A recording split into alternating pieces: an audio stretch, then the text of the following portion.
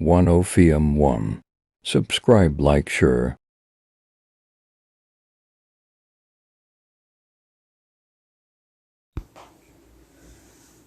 السلام عليكم ورحمة الله وبركاته. جرجرتونا قافة يا كيسني كوجانتو تفي وردفتو تيا. إن شاء الله هرا فيديو بريدو تكن إسني كبدي دي هادسرا. إساس فيديو إسا كان جتشولا واي كان هرتي واي هوجيتي هوجي لكو إسا جدو ترتي جتشولا جاء أكون يوتيوب إيجالين جاء مراسم بور هوجتي تريو فيديو إسا كان إلى لا جتشولا أشرتي نمو باين قافينا قافتني ترتني ijoolleen nama akkas nama muraasa na gaafatanii turanii jechuudha bakka maashinni kun itti argamu waan akkasii anillee yeroo san wantin callisee fi maaliif nama qabatamaan hiriyoota kiyya keessaa waan sanitti fayyadamee yookiin miidhaa isaatiif bu'aa isaa dhugaadhaan osoo kan jedhu addaan baafatuuf ture ofii kiyyallee waan hin barbaaduuf jecha maashinicha laalee namni itti fayyadamee faayidaa isaa argeeti kan inni isin dhiyeessu jechuudha. Achumaan immoo walumaa galatti obboleewwan kiyya waa takka lama isin jechuun barbaada jechuudha.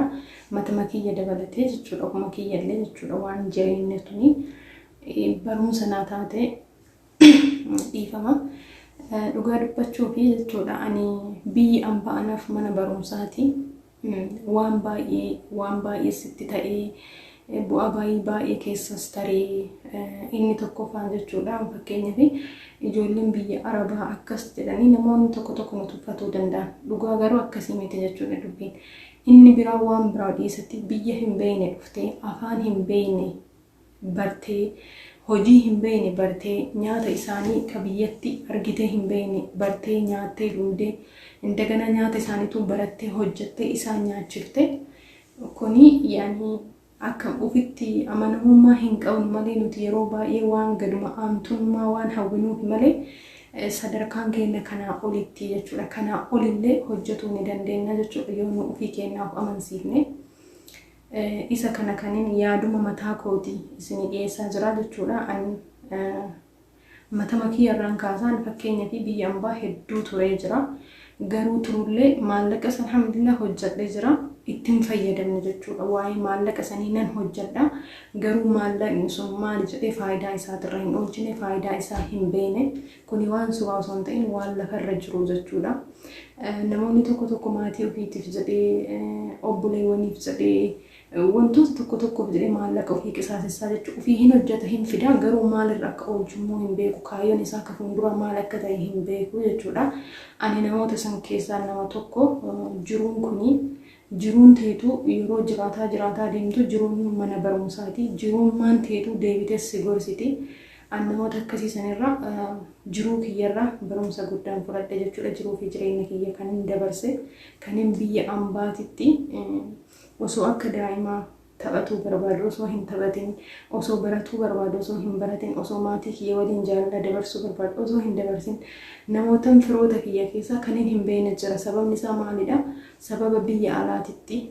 jiruu kiyya dabarsee fi jechuudha isarraa mootu itti fayyadamee osoo hin ta'in jiruun sun natti fayyadamtee nama biraa fayyada ofii kiyyaa hojjetaa jechuudha kanaaf jiruun alli gizee shamarran biyya arabaa warra biyya arabaa yoo akkas jedhanii gadi aantummaadhaan nu ilaalan garuu akkasii miti dhugaa nu waan baay'ee taanee ni beekanii jechuudha fakkeenyaaf shamarreen takka biyya arabaa deemte ka gadi aanaa ta'e waggaa 3 waggaa 4 sanii oli waggaa 10 waggaa 15 waggaa 7 waggaa 6 jechuudha kan turan garuu maal hojjettee jettee gaafii gaafattu deebiin hin jiru jechuudha namoota muraasati kan itti milkaa'an kan itti milkaa'ullee inuma jira ati waan hojjettu san wayirra oolfattee itti milkaa'uu fi dirqama maatii gaarii qabaatuu qabda dirqama nama si bira dhaabbatu qabaatuu qabda maallaqni bichaan addunyaa kanarratti hojjette maallaqni bichaan dhugaa dubbachuudha waa takkaa hin jijjiiru waa takkaa hin fidu dirqama namni si barbaachisaa jechuudha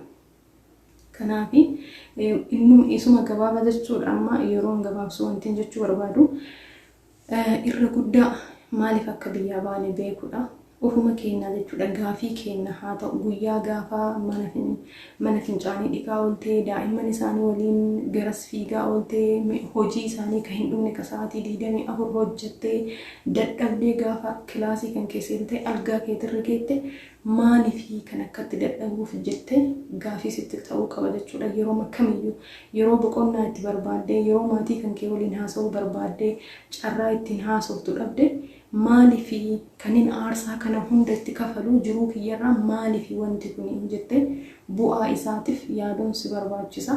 Yaaduun barbaachisaadha. Isa kana yaaduu dhabneeti jechuudha. Yeroo dadhabnu yeroo arabdoonni nu lolan yeroo namni nu uffachiisan maaliif akkana ta'a maalinni faayidaan kiyya jennee osoo yaadne maallaqa keenya qabannaa turre jechuudha.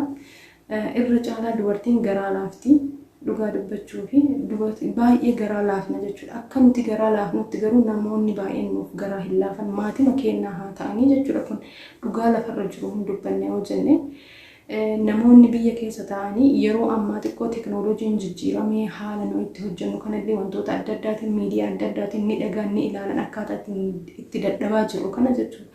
Garuu yeroo duraanii sanitti fakkeenyaaf namni tokko uffata biyya kanaa fuudhee gaafa galee kana kaza aramni zabaalatti gatte fuutee fiddee yookiin kan aramni qoshaashatti gatte fuutee fiddee miti ka aramni gatan fuutee fiddee miti jedhama. Garuu asitti fuuraa kan ka'e itti fuutee itti dadhabdee itti hojjettee dika maallaqa keetiin bitte argitee maaliif kun hin beekani jechuudha. Isaan irrallee ilaaluu hin dandeenyu maaliif ufii keenya hiikaa guurree bakka likkii malee darzanaan guurree gaafa deemnuni waanuma dhugaa akkanatti lafaa fuunee finnu se'an malee osoo maallaqaan ta'e kana hunda maal godhii bittii haga jedhamu sangaan nummoo waan maallaqa harkaa qabnu bakka waan uffata sanii maatiin kan kee gammadee jireenya isaanii jijjiiru nutti fakkaata. Kun hunduu itti yaaduu dhabuu fi wallaaluudha. Inni biraa jechuudha.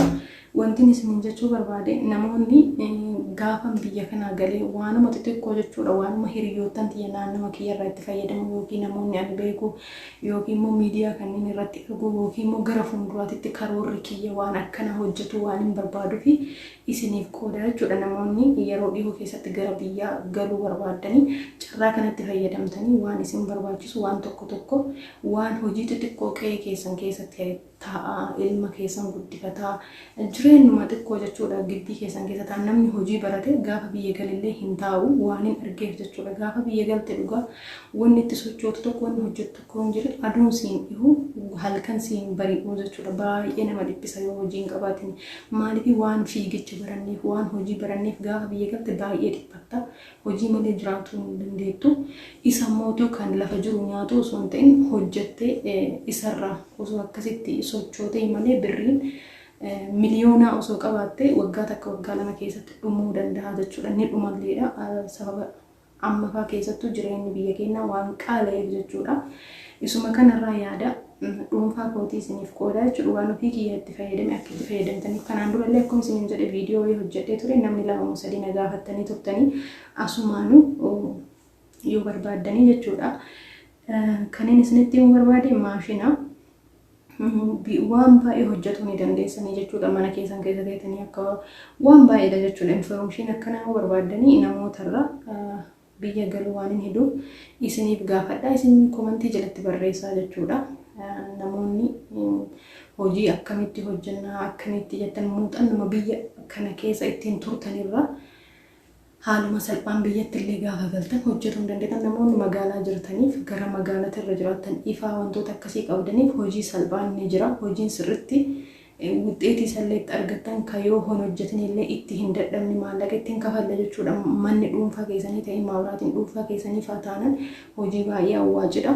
Inni illee maalidha? Laandariidha. Laandarii wantootuma muraasa isin gaafata jechuudha. Laandarii akkas maashina uffata miiccuu kan irratti tokkofamu akkas sararatanyaa takka lama yoo qaxarattan ofii keessanillee hojii beektan jechuudha. Hojiin qaanii hin qabu waan ta'eef waan akkasillee hojjetuu ni dandeessanii. Inni biraa maalidha?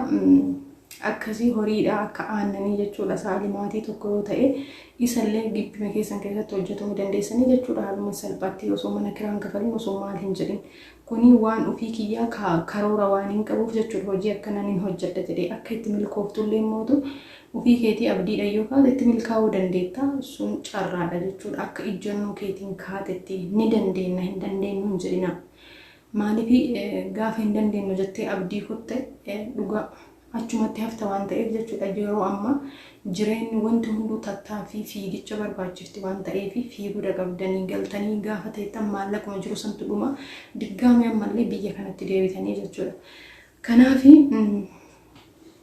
isa afurii jechuudha kan ani isiniif dhiyeessu maaliif namoota hojjetanillee namoota baay'ee akka itti milkaan waan argeef jechuudha maybe waan kana muuxannoo keessan biyya alaa wajjin waan jiruuf waan kana osoo yaaltanii kan jirudha yaanni kiyya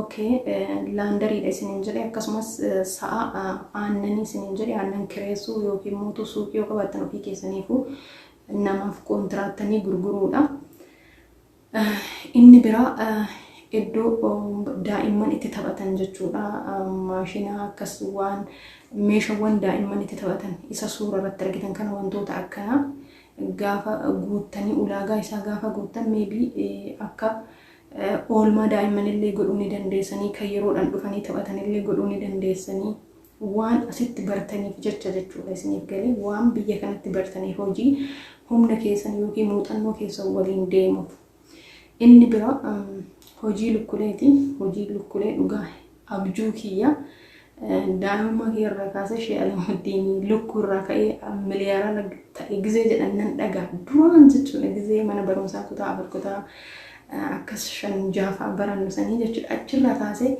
maal qaba osoo illee akka isaa kana ta'ee kan jedhu bakka baay'ee yaadaa tura garuu naaf hin goone ammas inshaallah ni yaala isa kana hojjetu jechuudha lukkuleedha lukkuleen aynata akkaataa isinitti hojjetan akkaataa 5-6tu jira fakkeenyaaf namni tokko wannoon hin jira warshaan hin jira jechuudha kan chaayinarraa dhufu iitoo chikin kan jedhamu jira baay'eedha fakkeenyaaf darba zayitii keessa ni jira adaamaa keessa ni jira finfinnee keessa qirincaafiin isaa bakka baay'ee jira duukamni jira kanneen irraa galmooftanii fudhatuu ni dandeessanii jechuudha caacutii guyyaa tokko gara lukkootti jijjiiruudhaaf yookiin lukkuu killee buusuutti ta'uu danda'a kan foonii ta'uu danda'a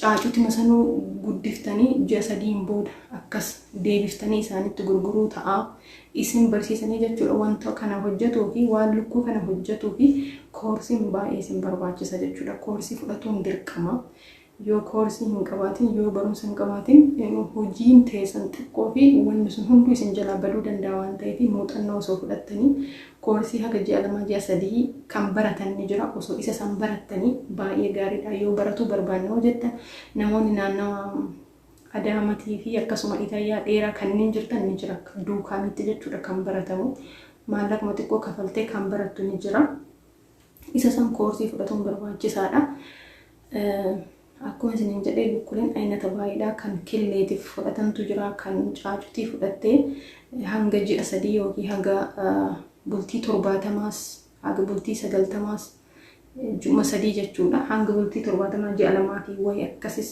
kan guddiftee ergasii deebitee gabaa irratti isaan gabaasiif mijeessanii haala sanii kuni kan mootummaa wal qabatu jechuudha yoo mootuu kan dhuunfaa keessanitti illee ta'e dhuunfatti galmooftanii akkasitti illee fudhatuu ni dandeessan inni biraatii fi inni salphaan mootuu isiniif salphaadha jedhee yaadu mootuu maashinni isa kana keessattuu maashinni kun kan Afrikaaf bichaa kan hojjetame jechuudha ifaan yoo isin jala badee akkaataa itti fayyadama isaa sarchi gootanii Google irra ilaaluu dandeessanii YouTube irra ilaaluu dandeessanii YouTube irra 3 oliin jechuudha kan hin hordofaa ture akkaataa itti fayyadama isaa jechuudha maashina kana qaata jechuudha yeroo wayii gadi lakkiseen ture akkaataa horsiisa lukkuu kan jedhu tokko viidiyoo san jalatti namoonni baay'een waa'ee maashina kana na gaafatanii jirtu lakkoofsa sallee asirran isinii kaa jechuudha namoonni duwwaa hin jirtanii qaaman dhayxanii ilaaltanii akkaataa isaas bartanii dubbiftanii barreeffama isaa isin hubachiisanii haala sanii irraa fudhatuu ni dandeessanii namoonni duwwaa hin jirtaniif jechuudha akkasumas immoo namoonni Suudii Kuwait bakka biraa jirtan Amazon irraa dhaytanii sarchi gootanii argatuu ni dandeettanii jechuudha.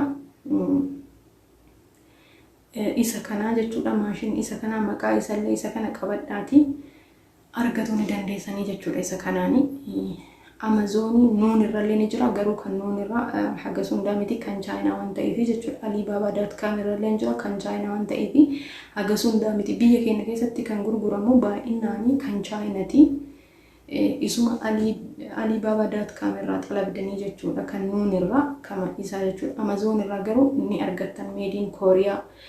Isa Koreaan ka Dubai jiru kuni made in Koreaadha. Maalleen isaallee guddaa ta'u garuu meeshaa baay'ee waastinaa qabu yaani waggaa 3 fi jedha kan kennamu jechuudha. Waliin waggaa 3 yoo tabalashe illee jechuun isaanii yaani meeshaa gaarii ta'uudha. Namoota baay'ee itti fayyadamee kan hin beekullee jira. Namoonni baay'een kan itti fayyadamanii jechuudha. Keessattuu akka warra Afrikaatiif akka nuhii jechuudha. Keessattuu Itoophiyaan leeyitan Itoophiyaa amalaisi ifaa yeroo tokko dhufa yeroo tokko ni bada waan ta'eef maashinni kun soolaarii fi akkasumas dhagaa baatirii irraa hojjetaa jechuudha.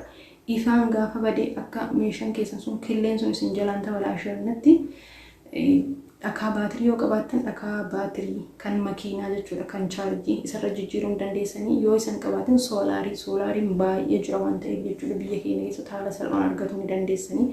Namoonni soolaarii bishaan kan gallaa itti biyya kanatti ittiin danfifamu soolaarii fi kan televiziyoonii isa kan galfatan ni jira waan ta'eef jechuudha. Maalleen illee guddaa ta'u bareedduudha waan ta'eef jechuudha. Yoo ifaan isin jala bade ammaaraajii kana made in Korea kana filannoo kiyyaa jechuudha. Isa kana fudhattanii nuti Suudii jirra Kuwaitiin jirra akkamitti maashina kana argatuu dandeenya yoo jettan isin maallaqa karaa amanamaa karaa baankitiin kafaltanii isaan immoo achi kaargoo isinii godhuu danda'anii jechuudha. Yookiin mootuu nama hiriyaa yoo Dubaayii qabaattan maallaqa keessan isaan irratti ergitanii isaan kaargoo isinii erguu ni danda'anii jechuudha. Isaanummaan ni ergan kaargoo warrummaan maashinaa sunuu jechuudha.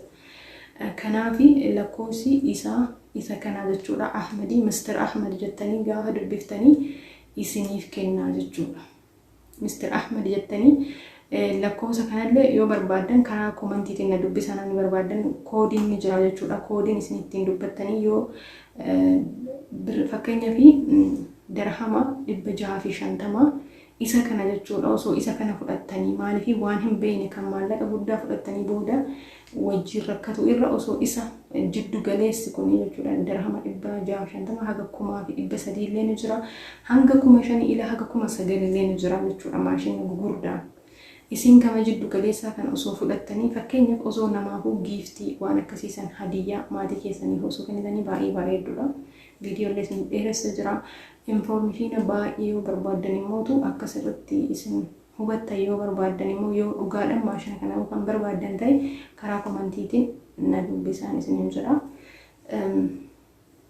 Anis ammaatti hin fudhannee garuu hiriyaa tiyya takka gumaacha isin itti fayyadamaa jirti. Viidiyoon isa kana jechuudha. Viidiyoo kana ilaala. Namaaf surprise godhee waggaa 9 dura jechuudha. Haala bareedan itti fayyadamaa jirti. Inni maashina akkamitti itti fayyadamaa maalinni bu'aan isaa hojjettan fakkeenyaaf killee inni jira. Killee lukkuun normaanii buuftu kana jechuudha kan guyyaa isaan darbin kanaaf koorsii fudhataa isin jira jechuudha. Barumsa fudhatuu qabdanii dura muuxannoo. Killeen suni guyyaa 7 gidduutti ta'uu qabdi. Guyyaa 7 ol yoo tarte expired taatu waan ta'eef jechuudha. Killee san fuutanii maashina keessanii keettanii ergasii maashinni sun guyyaa 21 booda karaa caacutiitti jijjiiraa jechuudha. Karaa caacutiitti jijjiiramee caacutii san sa'a 24 achuma keessa turti maashinuma san keessa jechuudha. Maaliif gara alaatti bahuu waan hin dandeenyeef waan hin jabaataniif jechuudha. Achi booda wanni si barbaachisu kitibaataa wantoota akkanaa viitaaminoota adda addaatii waan kanneen jechuudha. Namoonni sirriitti barsiisanii jiranii jechuudha. Biyya keessa galmooftanii ji'a 2 ji'a 1 akka dandeettii keessaniitiin akka hubannoo keessaniitiin ji'a 2 akkasi koorsii fudhattanii hojiitti seenuu ni dandeessanii jechuudha. Maashina kana qabatan lakki immoo baratuu hin barbaannu biyya gallee ganaa baratuu hin barbaannu jettan online irraan galmooftanii online baratuu ni dandeessanii jechuudha. Kan Oromiffaan jiru garuu barumsi kun hangalmaatitti kan hin arge Amaariffaanii online irrallee galmooftanii asuma teettanii online irraan baratuu ni dandeessanii jechuudha. Inni biraammoo osoo qaaman dhaqxanii akkaataa maashina keessa galtuu waan kana kan osoo ijaan argitanii hubattanii irra isinii filatamaadha. Lakki immoo maallaqa kafallee hin barannu yoo jettan immoo search gootanii YouTube irratti sirriitti barumsi kennama waan ta'eef afaan Arabiffaatiin Ingiliffaan afaan China afaan barbaadan jechuudha. YouTube irra search gootanii how can to jettanii jechuudha search gootanii ilaaluu ni dandeessan. Dhugaa ka qoosatii miti wallaahi ka Arabiffallee ni jira Ingiliffallee ni jira afaanuma kamiin hattan Itoophiyaallee jechuudha mucaa wayii barsiisa afaan Amaariffaatiin yeroo wayii hordofanii ture jechuudha. Online irralleen hin barsiisa. Isuma santu kama YouTube irratti barsiisantu karaa online hin barsiisa waan ta'eef osoo galmooftanii karaa online hin barattanii ni isinin jedha. Isa kana fakkaata viidiyoon qabadhe isinii dhiyaadhe yoo isinitti tole like share subscribe godhaa. Waan nagaafatu barbaadan nagaafadha. Karaa biyyaa deemaa jira waan ta'eef hojiiwwan barbaadan fakkeenyaaf mana nyaataa banatuun barbaada mana nyaataa tokko banatuuf maallaqa meeqa mana akkasii barbaada waan akkasii san nagaafadha isiniif himaa jechuudha. Yeroo yooniin qabaadhe komentii keessa ilaalee haala isinitti na gammachiistanii isin gammachiisaa isin jechuu barbaada maaliif anillee wantoota tokko hubachuu waan hin barbaadu wantoota tokko xiyyeeffachuu waan hin barbaaduu fi waan hin magaalarra deemee wantoota tokko to'adhuuf jecha achumaan egreman gadii kiyya isin argisiisaa isin jedha yoo filannoon keessan filannoo kiyya ta'e. Isuma kanan isin jedha. Assalaamu alaykum warahmatullahi wabarakatuh. Galatoomaa bye bye. 10 FM 1. Subscribe, like, share.